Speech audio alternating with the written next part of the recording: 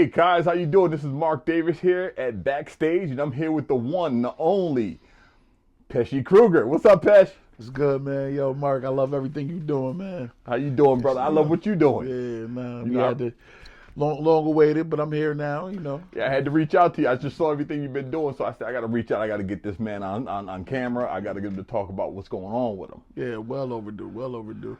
So, Pesh, tell me a little bit about yourself. Where you from? From Albany, New York. 80s baby. Well, I was 1 month in the 80s. Really a 90s baby. Grew up in downtown, South End, Albany, New York. But it became bigger than just downtown and more representation of the whole city. So, And just trying to make Albany great again. You feel me? I got you. So, tell me about growing up in Albany. What was that like for you? Growing up in Albany is same story from, probably a million other kids. No dad really around. Everybody, my mom was young when she had me, 16 when she had me and all that. So it was a little rough. One of seven kids, second oldest, my older brother 80, obviously. Okay. Typical household. We made do with what we had. We didn't understand how we was really struggling because everybody on my block was struggling. So we ain't know the struggle. We didn't understand what we were struggling to. I think what Dave Chappelle said, he went to a friend's house and realized, everything work over there. You know what I mean? So we ain't know we were struggling at the time, and that struggle built character though. You know what I mean? So I wouldn't trade it for anything. But just a young kid growing up in Albany. Realizing that my surroundings wasn't right. You know what I mean? Like, being from the same area, I know exactly what you're talking about. There was a lot of and I don't want to say bad because it did form who we are, but a lot of different influences. Right. And certainly as a kid, you can go either way. Either way is supported. It's so easy to go either way. It's so easy. Like, I always looked at it like this. Like, we start, like, not to make it black or white, but it you know how the system is built. We start behind in the game. We don't got parents that build generational wealth for us, right. Or we start behind in the game. So to catch up, we have to jump through hoops or take shortcuts. You know what I mean? And it usually comes with having a side hustle. Your mom braiding hair on the weekends on top of having a job, hustling hard for everything you get, or you start selling drugs and you go down, a path where you need to make another hustle. It's hard. The American dream, it's like you're going to have to work twice as hard coming from where I come from to achieve the American dream because you don't got certain knowledge that other facets and races have to begin with. So it's like you start behind in the game, so you got to catch up. And I like to say, you grow up fast. You grow up fast. We come from the mud. I come from Arbor Hill, so we come from it. We know what it is, and understanding that, and as an adult now, you looking back at that, how did that form who you are now? All right, so looking back, like it formed who I am because I always. They say the game is to be sold and not sold. Yes, but it's always good to have somebody tell you the game that doesn't have an agenda behind. You know what I mean? Once other races and other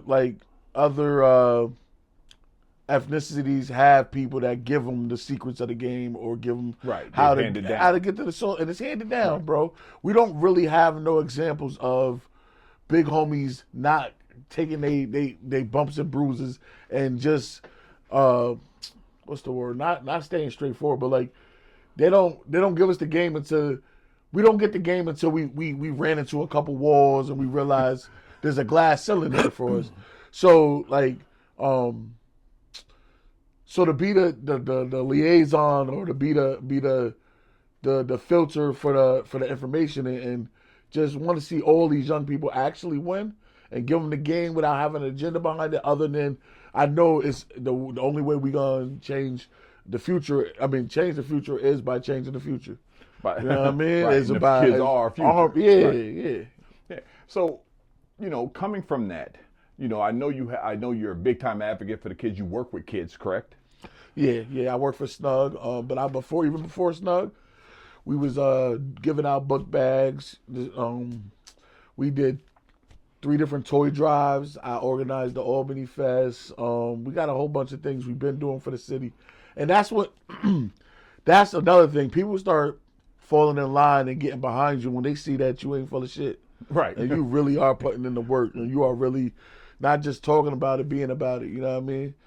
But it's got to be difficult. I mean, because when you're putting in the work, you also don't want to discourage people just because they want to get on the bandwagon now. That's because they want to jump on the train because the train is headed now.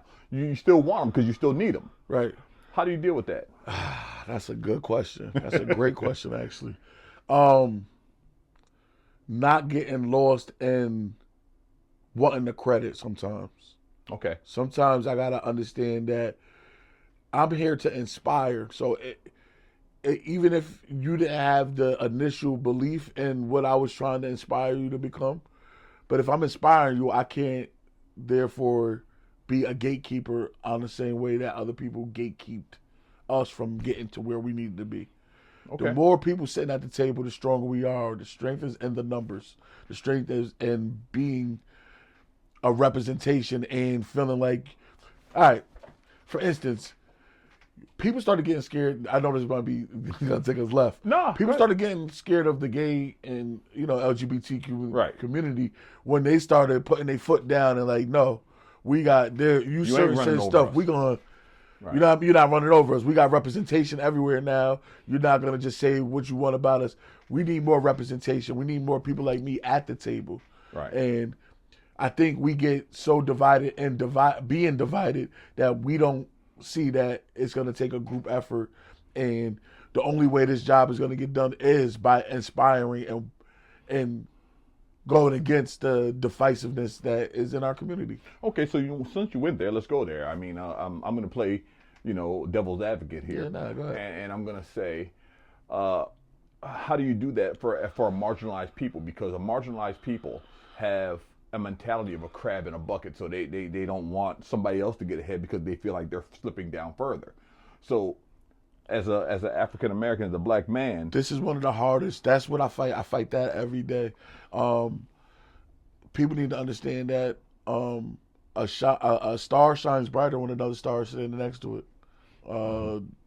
The sun is that bright because it's a million, I don't know the exact science, but it's a million stars coming together to make what the sun is. You know what I mean? My success isn't your failure. And in our community, we usually look at somebody else's success and we measure where we at when my journey ain't your journey. Mm-hmm. We can still arrive to the same point with different paths. Right. And still arrive to the same. It could take you 25 years. It could take me a year. And that's where we get lost in believing somebody doesn't deserve something instead of coming together and understanding it's going to take, it don't matter how the person got there, but I don't know how to explain it. It don't matter how you got there, but it's just part of that's your journey for you. You know what I mean? And crabs in a bucket don't understand that they're not supposed to be in a bucket. Right. You're in the first place. In the first You're not supposed place. to put crabs in a bucket in the first place. Exactly. And once they understand that, like, you know what I mean? Like, yeah, I got you. Okay, yes, you're going to pull somebody down because crab ain't supposed to be in no bucket, bro. They're supposed to be in the ocean. So, you know what I mean? So basically what you're saying is the wrong problem is possibly being addressed. It's the system. Yeah, we're looking at it from we're looking at it from the wrong point of view. Okay. Is what I'm saying. Okay, so I like that. So how do we get that? How do we start fostering that type? Working with the youth is one way. And what kind of things are you instilling in those? I think being genuine, making your word mean something. In our community, we not even out of our community is usually growing up out of survival. Mm-hmm. Love is usually on the back burner because we got to survive today. We don't know where we eat our next meal from. We don't know where we getting the next dollar from. We don't know if the lights will be on next month. So we usually got to survive, and love is an afterthought. It makes us really resilient and really, what's the word? It makes us like, say if a rich person lost all their money, they're like, yo, they might be devastated and depressed. We so used to, Right. we know how to, you know what I mean? We know how to maneuver through all obstacles. So it makes us more well-rounded. Yes. But love ended up, love usually goes missing in our community, and we are just so numb to how we treat each other sometimes. Okay. And growing up in a household with 6 brothers and sisters, right? 6? Yeah. And you, 7. Make 7. Yeah. So growing up in that household, did that formulate this? I mean, I know you and 80 are close. I see you guys all the time. Yeah, man. Like I spent more than 3 Christmases in a shelter. You know what I mean? Okay. I spent more than. You spent your time in a shelter. I spent a lot of time. 12th grade, I was in a shelter. 12th grade, they was even looking at me like I was on the honor roll. I was in a shelter with a 35-hour job. That's overcoming. That's work. But see, So, you know what what you just said, and this is what I always tell people. You know, you said something before, and I kind of disagree with it, but I didn't want to say anything. But I'm going to say it now, so fuck it. That's what we're here for. You get exactly what you deserve. Okay? In business, in the life, Right. you get exactly what you give out. Mm-hmm. So if you put that work in, you won't be held back. You're gonna make it. If you put the work in. Yeah. Too many of us have that defeatist mentality that the cards are stacked against me, so I'm not gonna make it anyway. So let me fall down. And what you just said was, nah, B, you had the cards stacked against you. How many brothers do you know like you that didn't come through the mud? Right. You know what I'm saying? So that just illustrates that it don't matter. You was in a shelter, working 35 hours a week, and still keeping your grades up. Yeah, because I'm not gonna lie, and this is my superpower. I'm an optimist by design, bro. Like I'm the friend that if you came to me with a problem, yeah, we gonna mope about your problem, but then what we doing? Right. What we doing? I'm solution based. Like we ain't gonna stay here in the problem, bro. Like, you know what I mean? Like what we gotta do to get about this problem, bro. I'm that friend. You know what I mean? Like. So what was high school like for you coming through that? High school was had to grow up real quick. Grew up probably quicker than a lot of kids. Was paying rent at like 15, 16. Emancipated by like 16. And we know how rent gets paid when you're 16. Yeah. Selling different things, selling drugs, bro. Yeah. You know, I'm just one of the few that didn't get caught in the system. Okay. But I could tell you how easy it is to get caught with. You are a product of your environment. You eventually. Somebody told me if you keep going to the barbershop, you're gonna eventually get a haircut. You stay around that barbershop, you eventually gonna get your haircut. And I'm a firm believer of second chances, and I think my path was one of. It could have easily been behind the music story or behind the prison wall story. Right. My brother, you know, we grew up in the same house, and he did a couple bids. So it's like I never judge somebody. You just never know the cards that somebody was dealt. You know what I mean? So I also understand how easily it is to get into a life of crime. How was that watching your brother, you know, locked up and not being able to be there with him every day? Because I know how close you guys are. It was tough, bro. It was tough. It was tough. You almost did the bid with him, didn't you? No, you did. You do the bid with him. You know what I mean? Especially at the time he went up. He had 4 kids. Wow. So you know you can only do so much behind the wall. Right. So what I mean? Tell me about. And this is going to sound crazy. How does Peshy get born? How does Peshy Kruger come about? Who's Peshy Kruger as opposed to? Peshy Kruger, that's a bad man. That's a bad man. Peshy Kruger is that voice in everybody's head that you refuse to lose, man. That's what Peshy Kruger is. It's that, nah, it's let your nuts drag. Everybody got that guy. Yeah. You know what I mean?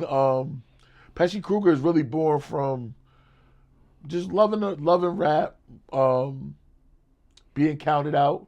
Peshy Kruger is a manifestation of being slept on. Okay. That's what he really is. You know what I mean? Peshy Kruger is my alter ego.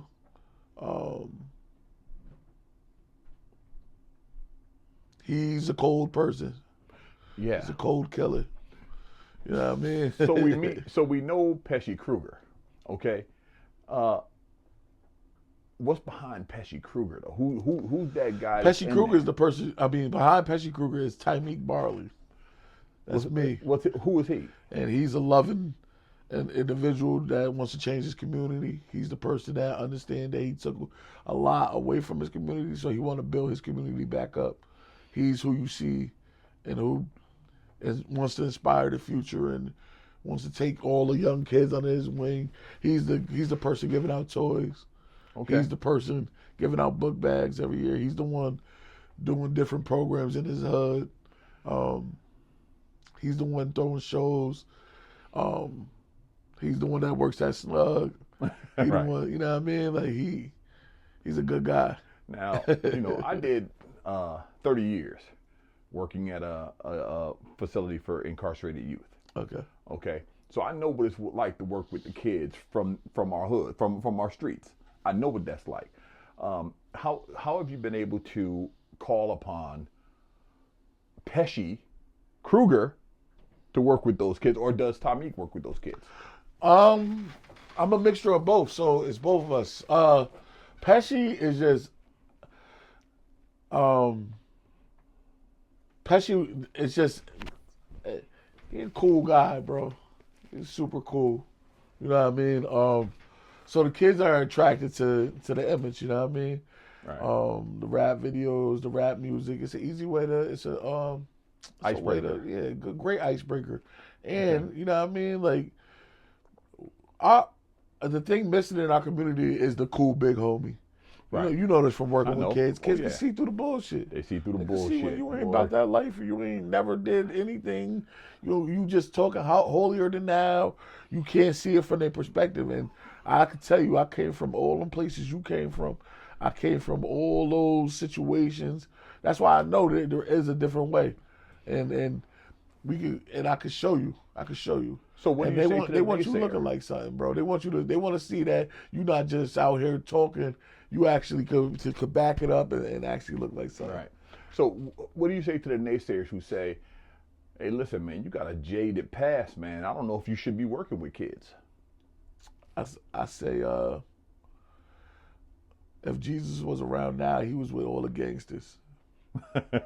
Wasn't Jesus with the gangsters? Yes, he was. Jesus wasn't with nobody in the church. Just Jesus was out there in the hood with absolutely.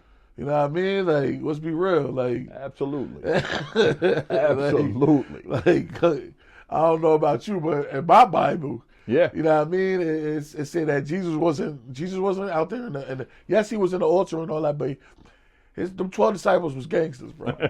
they were gangsters for real. So I like that. Don't judge me from my past. I am what I am. We all have a past, bro. Right. And if I don't got nothing to hide, that it's different when it becomes a superpower when you're real. Like you don't got nothing you can't pull a skeleton out of my closet that I ain't already pulled out. Right. Okay. You know what I mean? Like I dance with the skeletons in my closet, bro. You know what I mean? Like, so let's talk about the music. Okay? Because that's actually how I've come to know you, through the music. Right. You put out I gotta say you probably are one of the most accomplished artists in the 518. I don't know anybody that's putting in as much work as you put out. You and your brother have a catalog of stuff that you guys, and you're always busy. You're always on to the next project, on to the next thing. It's always getting bigger and better. So where's your sound come from? My sound comes from pretty much me.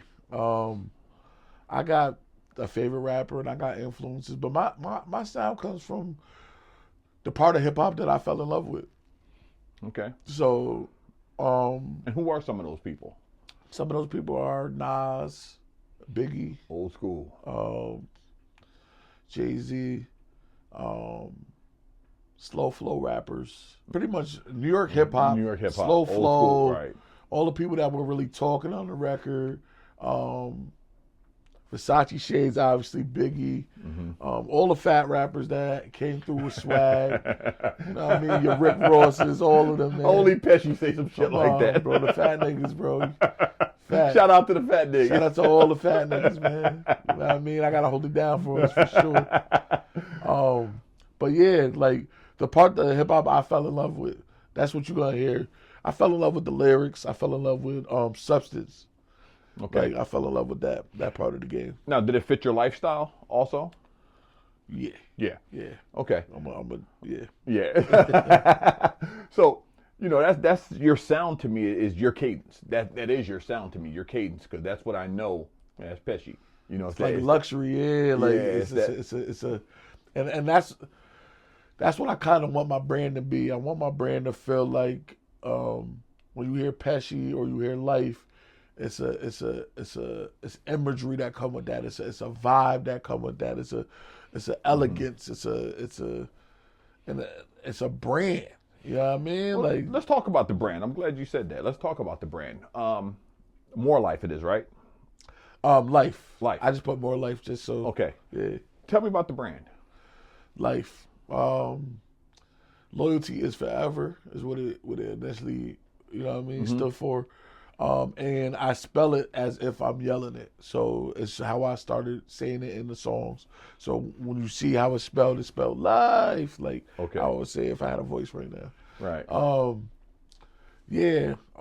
My brand is every time you see me, I want to look like something. Every time I'm dropping a video, I want the bar to be raised. I want to make Albany great again. I want you to feel like, yo, I know it's easy to get caught up in all the fast food shit, but there is real hip hop and real music out here, and you can hang your hat on Pesh. You know, yo, we might want to hear different vibes, but when we need that, we come to him for that.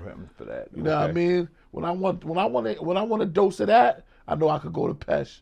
Okay. I know what I'm gonna get, man. I'm gonna get a Sunday dinner. You know what I mean? I'm gonna get the yams and all that. You know what I mean? Like I sometimes I know y'all want to eat your little chicken nuggets and you want to get dip your little sauce sometimes, but when you want that grown music and you want that grown people talk and you want that full course plate, that's what I'm here for, man. You come to me, bro. It's funny. I don't mean to take over the interview, but somebody came to me and was like, yo, one thing Peshy's gonna have is some beautiful girls in this video. Yes. Right. Like you said, bro, these lights got me looking cute, but I know these girls look better than me, bro. I know niggas wanna look at girls, bro. Like it's just natural. So it's just a natural thing. I understand that. Like I said, you shine brighter when you got stuff, you know. Right.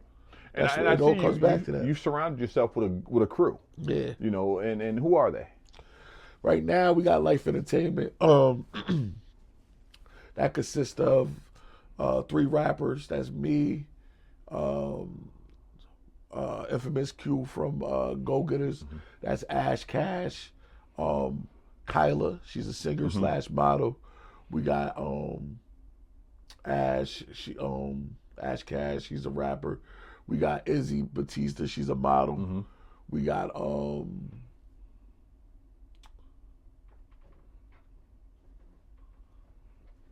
don't leave nobody out. We got Nike. We got who's a model. We got I'm trying to think. We got Bree that's newly on. I be working with Vonche. Okay. I work with Benzie. Okay.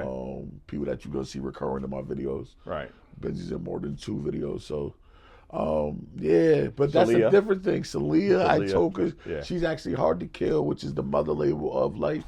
So she's grandfathered in. Okay. That's like really my sister. 80, of course, that's Yep. my brother. He got his whole he got Wasapi, Cave Collective. And they got a bunch of people underneath their umbrella. But as you can see, it's like we all come together, we form Voltron. Okay. You know what I mean? Because we all got different pieces that all sit at one big table. So it's like, it's a beautiful thing right now. Right. And you know, I don't work with pretty much anybody that wanted to work with me. I don't really. I give everybody a chance. Right. You know what I mean? If you ever reached out to me, you know I'll give you a shot. Right. So, you know, that's a whole different group of people. You got models, you got rappers, you got singers. You know, do they all like come together on projects to put together? Yeah, if you see the last video we just did, Backstreet Boys, we had them all in the life gear for Right. one of the pictures. But quiet as kept, we got a big project we in the middle of working on, and obviously with your help, Right. I don't know if we want to introduce that quite yet. Yeah. Let's talk a little bit about that. Tell me about that project. Yeah, we got Carrie at the prom where we're gonna recreate a whole prom. We're gonna advertise it and advertise it with a yearbook photo shoot. And the creativity is just spilling out with that, bro. So many avenues we could explore with that. So to date, was this probably going to be your biggest project? This is gonna be the biggest. This is the way I'm looking at it. This is gonna be probably the biggest thing out of 518. Wow. And that's what I'm trying to shoot for. That's shoot what for the you stars, shoot for the bro. stars at this. Okay. And you know, I'm assuming that this is your crew. This is your crew that's on. Not board. only my crew, because I need more than my crew to pull this off. Okay. So, I'm like I said, I'm partnering with people of the likes of you, which are well respected. Thank you. My brother with Cave Collective, Hard to Kill, so Celia and them is gonna be there.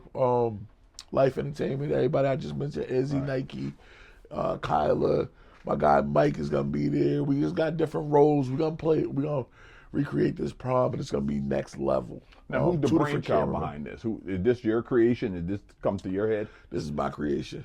Your creation. Yeah. Wow. Yeah, we also got Vasia. She's okay. putting the dresses together for the prom. Woo! So. You going all out. She gonna help with the photo shoot too. So. You going all out. Yeah, we trying to go crazy, bro. We trying to.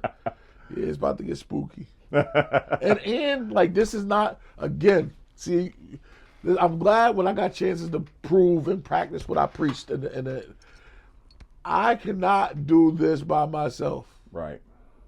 Always. I don't need all the credit.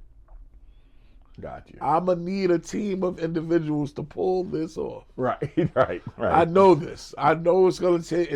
I cannot play with, you know what I mean, the opportunity that I'm given. So, if you want to collab, we got a bunch of people that's on deck, but we're gonna need tons of extras. I'm gonna hit my little brother up. He threw 3 different plays at his college. He done did museum at Bard College. He did a museum exhibit. He does he gets grant money and all that from these different museums. He's gonna help me decorate it. So you calling on all your resources? All my resources. To pull this off. This one gonna be spooky. Do you have a time frame for this? Yeah, we shooting for end of April.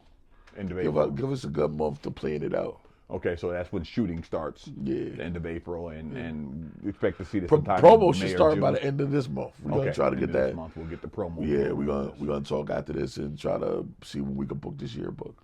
Okay. Next level. Now this is Next a play. level. This is a play on Carrie, the 1976.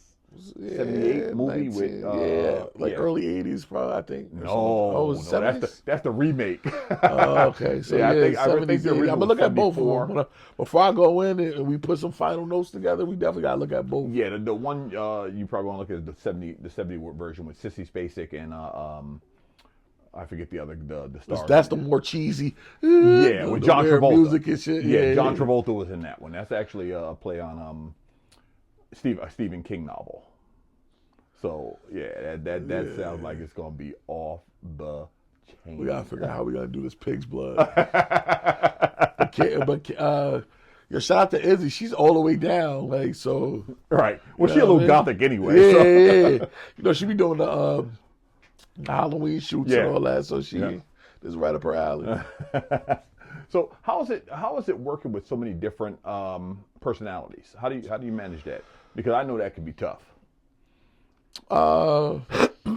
Just try to keep the main thing. Okay.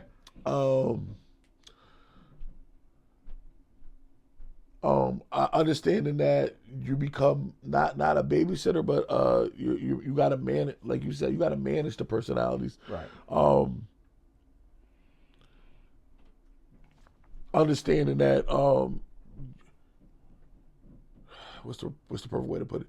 You could have an off day, but you still got to go to work. Still got to go to work. Right. Right. You could be off down, as you need to be. Yeah. It's go to work. It's what's that word? Compartmentalizing. Yes. Compartmentalizing. Just keeping the main thing. Checking in with your peoples. Mm-hmm. Understanding that people aren't just things, that they do have feelings, and trying to tap in. But it's definitely a balance of being a little bit of a therapist, a little bit of a spearhead, a little bit of a leader. It takes all that. And I'm even noticing that with working with the kids, right. that half of the time these kids, it ain't that they bad. They just don't have nobody that they feel like listens to them, so they try to push you away. It's like you gotta be a little bit of a lot of different things. Right. And so how do you compartmentalize this? How do you work with them? You got the music thing going on. You're working with this big project. You're working every day. How do you do this? I don't know. I think I'm gonna keep it 100. You want me to tell you what being cool is my superpower. So I think it was birthed by being in the kitchen and being the main cook when a big ass rush came through and you had to pressure. You had to cook underneath pressure, because I be looking around me and everybody else panicking, and that's where I feel like I'm the most clearest thing, because I'm thinking as clear up as I am when I'm down. So okay. I'm never gonna. I'm always intelligence over emotion. So I never go into anything emotion. That's always been me. Like even my older brother will tell you, he'll come to me to run something by me because he knows I'm never gonna put my emotions. I'm gonna take emotions out of it. I'm gonna keep it real with you, no matter what it is. You feel me? Like, and sometimes that's why appealing to that other side could be the hard part for me. Exactly. Is tapping in with your emotions sometimes could be the hard part for me. But I'm getting better with that. You know what I mean? So family life. You got a kid, right? I got three biological kids and three bonus kids. Okay.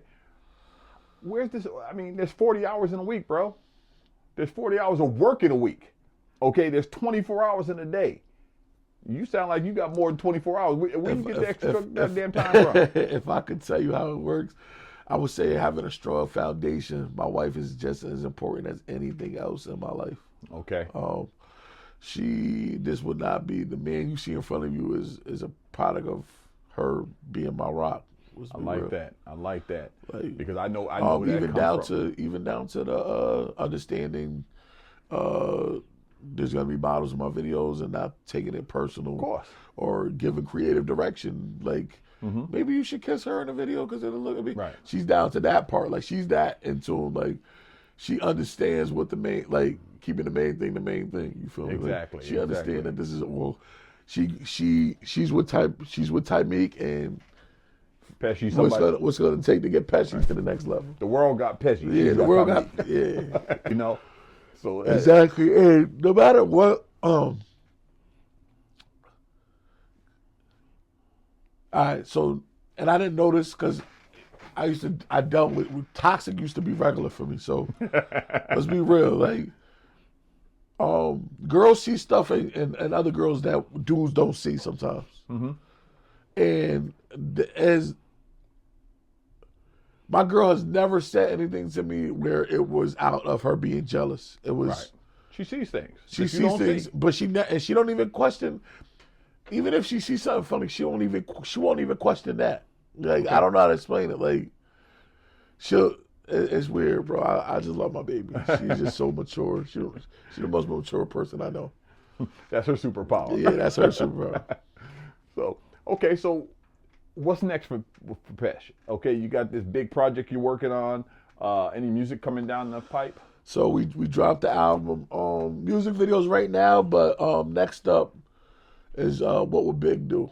And that is a joint project with me and Pete Behemoth. Okay. But that's not dropping until next year. Okay. So right now we just working on visuals, different ways to market the music right now. You got anything going on this summer as far as shows or things like that? It will overwhelm any other person, but yeah, a lot of shows. Right now we got, I'm probably going to be in charge of the Albany Fest again.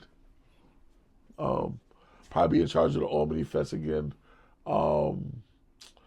I got April 5th, we are doing something with the Boys and Girls Club. We're doing a showcase for the kids. Oh, wow. What's that? Me, Snug, and Boys and Girls Club is just going to do a showcase for the kids. Over on Delaware? Right there on Delaware. Yeah. Oh, wow, okay. And so you're pretty booked up this summer. Yeah. I also got I'm doing something for my guy Goldie, April 20th. The producer that passed? Yeah. Okay. Yeah, his family's throwing a show at Fusebox, so okay. We're doing. Actually, I think it's at the Goldie Studios, but yeah, we're gonna do a little tribute for him. We're giving away $500 to a showcase. I'm a judge also for that, and I'm performing. Okay. It's funny that you mentioned Goldie because I know the name. I don't know him personally, but the other day I was doing an interview with Maya Soleil. New artist that's coming out. She's dope. You might have saw the reel I did of her. And he produced one of her songs. Yeah, he was dope. Yeah. He was dope, man. Okay. Going too soon, bro. Yeah. I wish he knew how important he was.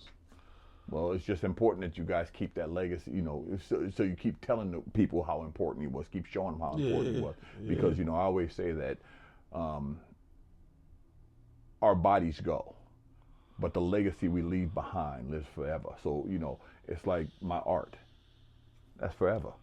I'll be long gone. Somebody be looking at my work saying, yo, you know what I'm saying? You'll be long gone. Your music will still be alive. Yeah, and we do this like because I got a show with my guy Beast, and we do every Monday. It's called Spin the Block, where we play I heard music. that. What is that? Tell me about that. Something about Spin the Block. All right, yo. So it's called Spin the Block. So basically, people send their music in, and we play it over live. Like it's like a live showcase, pretty much. So we play it over live. We get feedback from the people. If it's good, they usually put fire emojis. If it's bad, we do Spin the Block.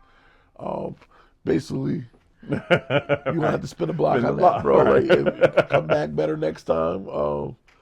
But we do that we got 2 seasons out now, and we do it to build a playlist of about 25 songs.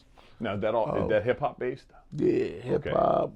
But we get all different types, R&B. Oh, okay. We got all different types of songs on there. And then we do sleepers also, which is like songs that could have made the top 25, but just a little bit off, or they just didn't fit certain criteria in the mix. Maybe the mix was a little off or something. Because you're in the industry, you're a part of the arts community here. Do you get any smoke because of that? Because something may not be hitting, and you say it ain't hitting. Yeah, but that's the part of the game, right? Bro. That's part of it. It's absolute. I also 2 things. I don't really nominate none of my own songs. Okay. So I don't want it to feel like I'm taking up any of the 25 slots. Second is I don't I treat your feedback because we play it on live. Okay. If I don't like the song and the whole crowd keeps saying it's hot, it might still make it. Right. So I don't go off just my ear or just his ear. The crowd they get part of it too. Okay. But if I ain't gonna lie, if it comes down to the chopping block, we do get a little stronger say than. Okay, I like that. Anything else that makes it. I like that. Yeah. Well, listen, I want to thank you for stopping in. I can't wait to put this together and get this up. Yeah, it's a pleasure, man. Like I said, I love everything you're doing. A couple of my model friends keep telling me you one of them. You one of the people that actually doing their thing with this photography. Keep doing your thing, and hopefully we knock this. We're gonna knock it out the park. Ain't no doubt about it. We're gonna knock it out the park. We're gonna make it scary. We're gonna make it scary. It's gonna be scary. And it's funny that you say that because, I'm old, and I went to the movies to see Carrie. Yeah. Okay, I was at the drive-in watching Carrie. Right. And so I remember what that felt like, and you putting that together, man. I said, oh boy. Yeah, like I just don't see nobody else doing nothing like this around here. Nah, that's different. That's something different, bro. That's something different. Big ups for that, man. That's ambition. That's pushing creatives out of their comfort zone, and that's how we grow and get better, is by someone saying to us, no, this is the vision here, and you got to go and make that vision, and that's what pushes us out, because we're all used to just doing our thing. We can get caught up in putting out good music, but when you say, no, I need this to be a whole project, a whole production. Bro. Now everybody's got to work together to make that vision happen. So big ups to you for that, man. That's huge. Yeah, I can't wait. I'm not gonna lie. Salute to you. You got anything dope coming up? Oh, I always got something in the cooker. Yeah. I always got something in the cooker coming up. I've been working closely with this Maya Soleil. I think she's a phenomenal artist. She's young. Hungry, and she's got an unbelievable sound. I also heard you got some fat Versace shade wearing plus model pulling up. Yeah, he pulled up. He gonna tear this shit up too. He gonna tear it up. I heard he's coming through and he gonna tear it up. And I like that though, because you get a chance to see people like you haven't seen them before. Right.